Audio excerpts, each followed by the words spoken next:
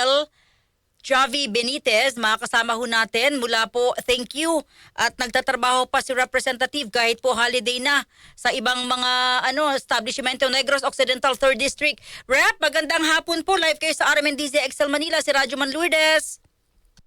Rajuman Lourdes, magandang hapon po. Yes po, nagtatrabaho po tayo at meron tayong BICAM meeting ulit supposedly. No? Hopefully matuloy at 4 p.m. today. Ano bang nangyari kahapon, Representative Benitez? Kagabi. Yes po.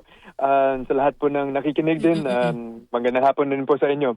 So kahapon po, may meeting dapat kami with bicameral conference kasama mga conferees natin. Pero hindi po dumating ang Senate panel. No? So, pero complete po kami sa House panel. Mukhang nagka-disagreement doon sa previous day na agenda which was about sa DPWH. No? Pero ayoko namang sabihin na talagang stalemate or hindi na makagalaw dahil kailangan gumalaw ang budget at kailangan ipasa. Dahil kung hindi magkasundo, ma-reenact yung budget which napakasama para sa ating bansa at sa ating ekonomiya. So mukhang sanabi po ng Senate na the next day, the following day na lang para makapag-usap sila. So sa amin po, united po kami. Gusto namin ipatupad ang constitutional duty at wag na i-delay yung budget. Rep, sandali kasi nakatutok din kami kagabi. Wala bang pwedeng mapagsabihan sa mga hindi dumalo kagabi? Kasi parang para bang walang respeto. Alam mo, Rajuman Lourdes, medyo po na-disappoint po kami dahil naawa po kay Chair Mika dahil hindi pala siya sinabihan na mapopostpone. So anong nangyari po is tinanggal po nila yung mga nameplates nila at pinauwi lahat ng Senate staff. Kami po as House panel, on the way na po kami dahil malapit na mag-time para sa aming meeting. So yun po, medyo na-disappoint kami pero baka naman may hindi pagkakaintindi among the senators. No? So hopefully ma-resolve ito. Sa amin po, willing naman kami mag-usap kung ano man yan para sa bayan. Rep, hindi ba ito sinadya? Well, hindi natin alam per se kung ano yung nasa isip ng mga senators pero ang nangyayari po kasi, Rajuman Lourdes, is tinitira po kami sa media. Hindi naman in a sense na gusto kaming tirahin pero indirectly, yan po ang nangyayari. So, I want to give the benefit of the doubt. Baka passionate po ang mga senators po natin, especially the Senate panel. Pero medyo unfair lang po na may live for the first time sa kasaysayan ng Pilipinas na makikita po ng publiko paano mag-diskusyon ang ating bicameral conferees. So, dapat po ilagay natin sa tamang forum. May pa-abiso na ho ba, Representative Benitez, kung bakit hindi sila nagpakita kahapon hanggang kagabi? Yes po, actually kami naghintay for many hours. Actually 10 p.m. na po kami nakauwi dahil mukhang nagtawagan back and forth, nag-strategize. No? Pero merong mga proposals dahil may sinabi po silang mga hindi sila sang-ayon. Pero the day before nun, ang DPWH ang most recent. Tapos bigla po silang hindi nagpakita. So, ang sa start po ng day 2 namin about sa DPWH, una, okay ang BICAM conferences na mag-report si Secretary Vince. Tapos, bigla na lang, parang ayaw po ng Senate panel na ipapresent si Sec Vince. So, ang stand po namin is let's let him present. Tapos dahil consultative naman po ito, first time maging open ang BICAM. Kung may mga disagreements at hindi na-clarify, kailangan natin marinig sa implementing agency. So, yun lang po ang sa amin. Pero it seems like ang naging point of discussion na Rajuman Lourdes is sinasabi ng Senate is overpriced ang mga DPWH budget. Pero nung nakita po namin, siguro yes, there may be, hindi pa natin alam talaga dahil yung mga projects per region, iba-iba naman po yan, no? Sa urban area, sa rural area, iba-iba. So, ang sabi po ni Secretary Vince sa House budget hearing, tsaka sa Senate budget hearing, tsaka inulit na naman sa BICAM, Rajuman Lourdes, is virtually impossible na maging fair ang pag-reduct or deduct sa mga projects across the board. So, yun po ang gusto ng Senate. Basta bawasan dahil hindi naman parang overpriced. So, ang sabi po namin during that BICAM conference is why not put a special provision na ang DPWH na magsabi kung overpriced yan yun. Kasi hindi naman po kami, siguro sino ba yung engineer sa amin, no? Sino ba yung makasabi na itong project na to sa distrito na to or sa area na to ay overpriced. Ang DPWH po magsasabi niyan through bidding, kung may maging savings mamaya, yun yung special provision na ibalik po sa Treasury. So, yun yung huli namin na mag-usap after nun. Hindi na po sila mapakita the next day. Oo. Nakakalungkot lang kasi kami po nag-cover yung reporter namin. Tapos ilalive sana. Ganun yung nangyari. Sorry lang, Representative Benitez ha. May mga bonus ba ito mga to? Pwede bang tanggalan ng bonus? Ano po yun? Pwede bang tanggalan ng bonus ito mga senador na ito? Na hindi dumalo? Hindi ko maalam po eh. Basta kami po present. Yun lang masasabi ko po. Okay, ngayon. Anong inaasahan namin ngayon? Yes, Radyo Lourdes sa Taong Bayan po ay nag-back and forth po na proposals kung ano ang okay para sa Senate. Pero sa amin po, willing po kami mag-usap from day one kung ano man yan. Kung nag-alinlangan sila sa, for example, sa Farm to Market Road, sabi nila, sana hindi mangyari ulit yung sa nangyari sa flood control, which sabi po namin, let us put safeguards. So, nag-submit ang DA tsaka yung Appropriations Committee na require na may geotagging po lahat ng farm-to-market roads. Okay, never pa yun nangyari, which is good. Merong proper community involvement, which sabihin sa community, kailangan totoong farm-to-market road yan. May iba pong mga safeguards na ilalagay na nag-promise po ang Department of Agriculture dahil sila naman yung maging implementing agency. So, naging okay naman po, no? So, ayun po. And then, for example, ang sa MyFIP nagkatalo. Pero, actually, in-approve naman po nila. Dahil, sa totoo lang, Radyo Lourdes, sa Taong Bayan, ang MyFIP na ito, diretso naman po yan sa ospital. Yung guarantee letter, hindi naman po yan talaga ang guarantee letter. Referral yan, pero depende sa ospital kung okay sila i-approve or hindi. So, in the meantime, na hindi pa fully functional ang PhilHealth dahil meron pong, siyempre, ang nangyayari sa PhilHealth, hindi pa completely maayos ang sistema nila. Stopgap po itong MyFIP dahil pwede pa sa private, pwede sa public. So, kung sasabihin nila, wag na guarantee letter, ako personally, I can speak for the House Parliament. Okay, sige, tanggalin po niya para wala ng patronage politics. Basta, mapunta sa hospital at papunta sa tao. So, may mga ganun po na willing kami mag-compromise as long as hindi man po compromise, but magka-agreement on those things para lang mapasa yung budget. Dahil, Radyo Lourdes, sa Taong Bayan, yung wag na po natin ipasa yung budget na ang dami na pong sigurado na anomalya. Diba? Wala tayong education budget na 4.1% of our GDP, which finally nabot po natin global standards. Yung Project NO, which I'm very passionate po about, is lagyan natin ng proper hazard maps para sa flood mitigation natin. Kung alam natin kung alin yung safe, alin yung hindi. So may mga ganun po na napakaganda ng budget na to na sana mapasa po. Okay, inaasahan ho ba ninyo namin na magkikita kayo mamaya at makikita po namin ito? Radyo Lourdes, actually maaga po sa PICC. Nandito na po ako. 4 o'clock ang meeting namin. So, update na lang po. Sana nandito din po yung reporter nyo dahil nagsabi po sila na they will be here. But tinampo natin, hopefully. Sabi ko, pag ganyan sanang hindi dumadalo sa mga mahalagang meeting, tanggalan na sweldo eh. Yung per day. Hindi, sir, di ba, Representative Benitez, like us, di ba? Ikaw, naging simpleng manggagawa ka rin, di ba? Yung tipong kapag kami nga, pag tayo nga, late lang, may bawas. Oo. Itong mga... Nagtrabaho po sa private sector bago po ang public sector.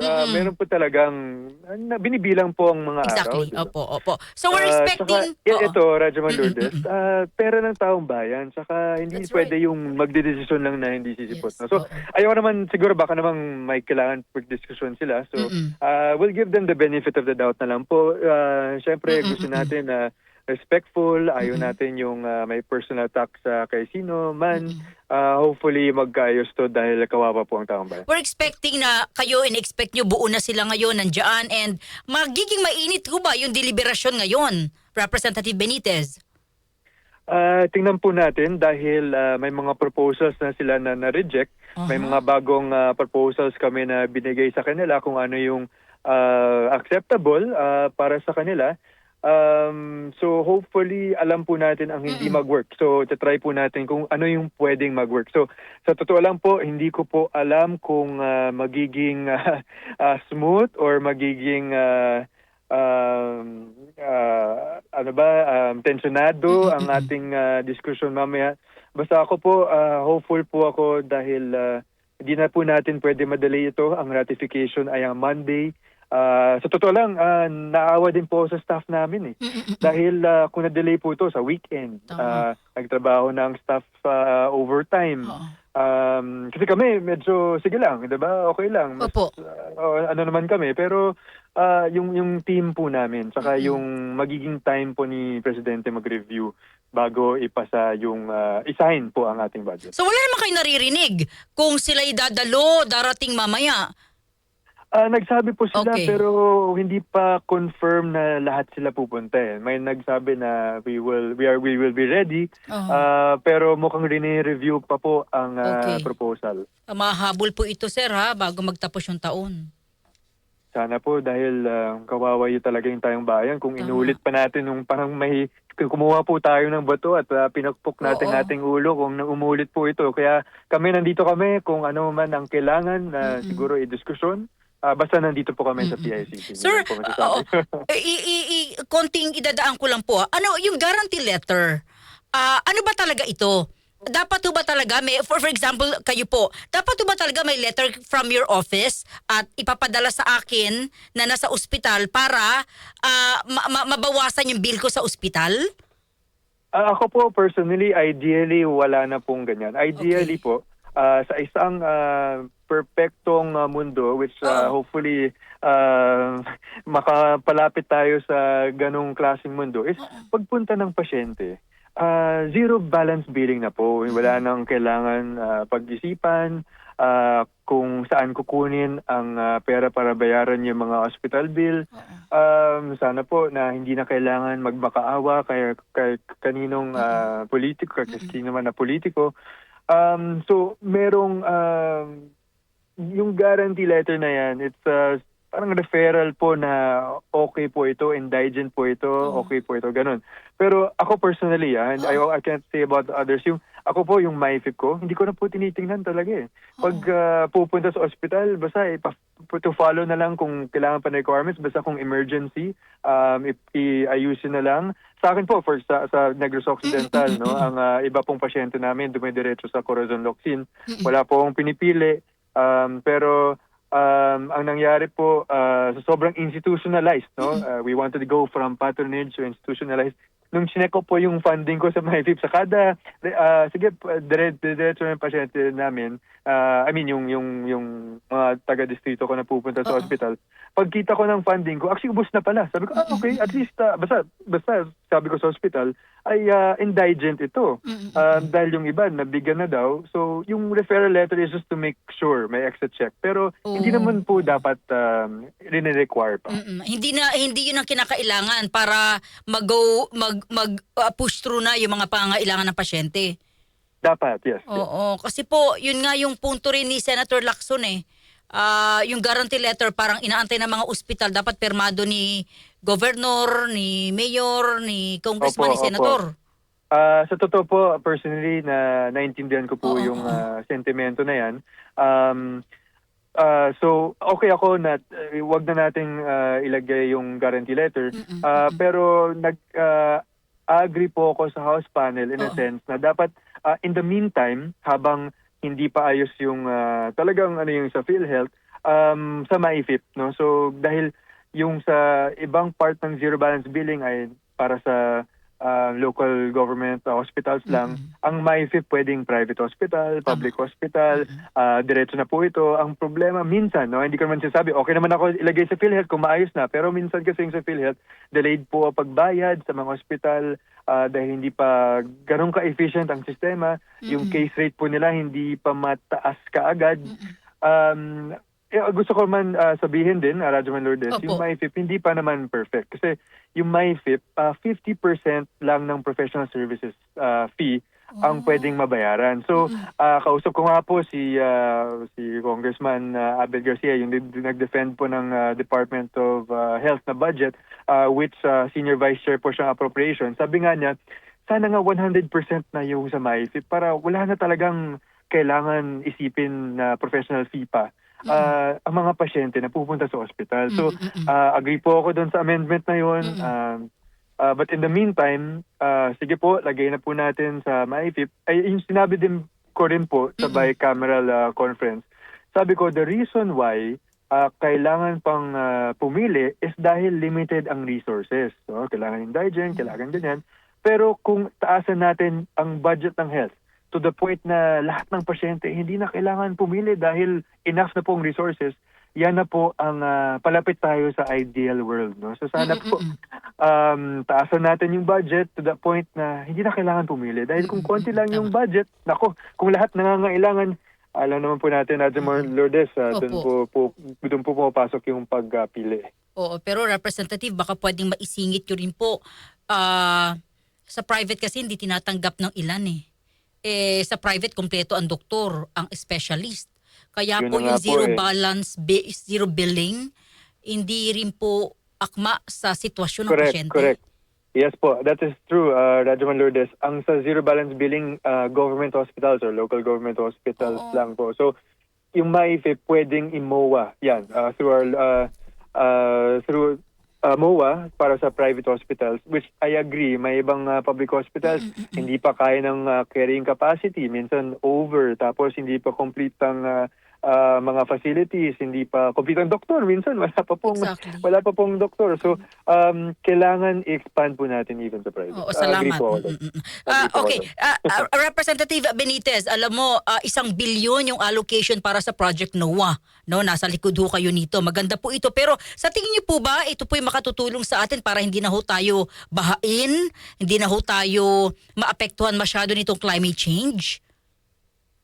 Makakatulong po ito in a sense na malalaman po natin kung saan ang delikado at saan ang hindi. No, so pag alam po natin ang mga hazard mapping na real time po, malalaman natin kung mas accurate kung saang areas na mas mabaha. Pero this is one part of the equation, Radyo Man Lourdes. Kailangan po natin ng maayos na design para sa flood mitigation efforts po natin. Kailangan din po na i-combat talaga ang climate change. Yes, minsan ayaw i-acknowledge ng iba na hindi dahil sa corruption yan, na hindi maayos mga infrastructure. Baka meron din po. Siyempre, nakita po natin yung mga ghost projects. Napakasama na proyekto yan, di ba? Wala nga proyekto. May mga substandard. So, ayusin natin yan, i-combat natin ang climate change at maganda malaman po natin kung saan ang mas delikado para hindi na natin lagyan na po ng maraming development sa mga vulnerable na area. Representative, huli na lamang po bago ko po kayo bitawan kasi abala ho kayo, minsan lang ho namin kayo makasama. Dahil sa inyo po yung pagkakataon, nasa inyo po kung sasagutin niyo po ito. Yung inilabas po na report ng PCIJ na sinasabi po nila na kasama ho kayo at yung inyong distrito sa may pinakamalaking fund, insertions dito po sa usapin ng infrastruktura. Radyo Man Lourdes, wala naman sa pinakamalaki. Merong ang sa PCIJ report na po yan. Yung PCIJ na report, actually makikita naman ng budget, transparent po ito. Iko-compute from the NEP to the House Gab approved. No? So, sa akin po, I won't say that insertions dahil House version po yan. Pero ang sa akin po is, as long as ma-implement ang projects ng maayos, makikita po ng tao yan as district representatives. Sa akin po, I will lobby kung anong kaya para lang ma-represent ang distrito ko para sa mga tao. And kung ano man ang nasa report na yan, they better make sure na accurate po yan. Dahil masama magsabi na, for example, merong isang congressman dyan, I think nakita ko parang 6 billion something. Siya yung parang almost 2 times ang Speaker of the House or something like that. Opo. Mabakawan na po kasi sabi niya, hindi yan totoo, ang budget ko ganito. So, baka may mga national projects na pumunta sa distrito, etc. Or baka hindi naman talaga yun yung hiningi niya. So, may mga nuances po na ganyan. So, para sa akin po, basta kung makita natin ang final version at makita maayos pag-implement ng projects, para sa tao naman yan. Representative Javier Benitez, maraming salamat sa oras po ninyo. Maligayang Pasko ho. Ingat po. Thank you, sir. Thank you so much. Maligayang Pasko sa inyo at sa nakikinig po sa DZXL. Maraming salamat, Radyo Manlordas. Thank you.